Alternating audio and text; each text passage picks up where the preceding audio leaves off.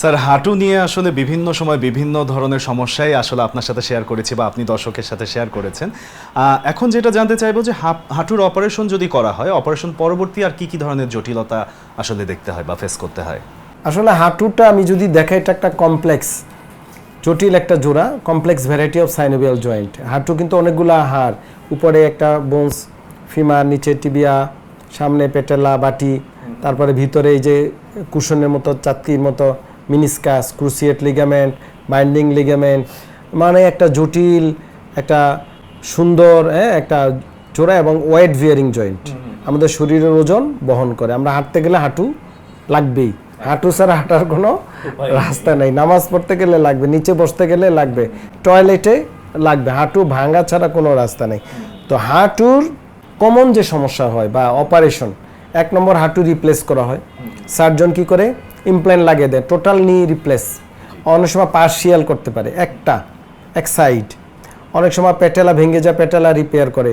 অনেক সময় বোনস ভেঙে যায়, বোনস রিপেয়ার করে। অনেক সময় ক্রুসিয়েট লিগামেন্ট ছিঁড়ে যায়, ছিঁড়া রিপেয়ার করে। পোস্ট ট্রমাটিক পোস্ট ইনজুরি বা পোস্ট সার্জারি যদি হাঁটু আপনি পুনর্বাসন না করেন, তাহলে সার্জারি টোটালি জিরো, বৃথা যাবে। এবার এটা কিন্তু আমার কথা না, এই কথাটা একজন সার্জনের কথা। পৃথিবীর যত বিখ্যাত সার্জন তারাই আমার সাথে একমত। মানে আপনি অপারেশন করে দিবেন হাঁটুর, আপনি পুনর্বাসন ফিজিওথেরাপি করবেন না বা প্রপার ফিজিওথেরাপি চিকিৎসকের কাছে যাবে না, সেন্টারের কাছে যাবে না, তাহলে কি হবে? সার্জারিটা টোটালি জিরো। উল্টা সার্জারির আগে রোগীর যে অবস্থা ছিল তার চেয়ে খারাপ অবস্থা হবে। কি হয়ে যেতে পারে? নি লক হয়ে যেতে পারে, জোড়াটার ভাঁজ হচ্ছে না। রোগী প্রায় আমাদের কাছে আসে, সার্জারি 3 মাস পর, 2 মাস পর, 6 মাস পর, জি স্যার সার্জারি করেছি, ভাবলাম ভালো হয়ে যাবে, বাড়ি চলে গেছি, ডাক্তার সাহেব বলছিল ফিজিওথেরাপি নিতে, পাই নাই বা এলাকায় দিয়েছি। এখন কি? এখন সমস্যা হচ্ছে হাঁটু আর ভাঁজও হয় না, সোজো হয় না।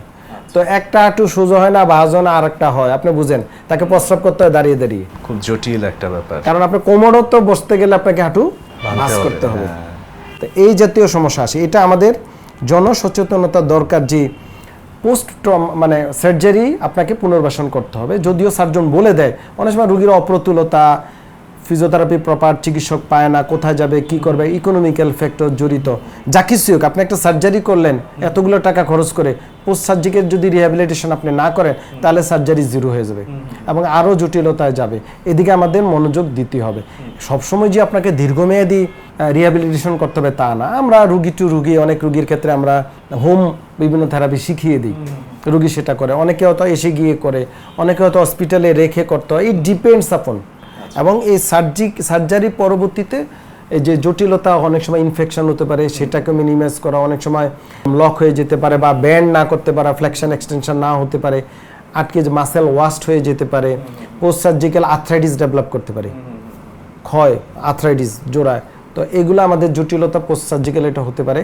এবং এই জটিলতাটা কিন্তু ট্রিটমেন্ট সম্ভব যদি একটা টিম ওয়ার্কের মাধ্যমে পুনর্বাসন ট্রিটমেন্ট, মানে বিভিন্ন মাল্টিডিসিপ্লিনারি টিম, ডাক্তাররা একসাথে কাজ করে, তাহলে কিন্তু এই জটিলতা ইনশাল্লাহ থাকার কোনো সুযোগ নেই এবং জটিলতা থেকে রোগী পরিত্রাণ পেতে পারে।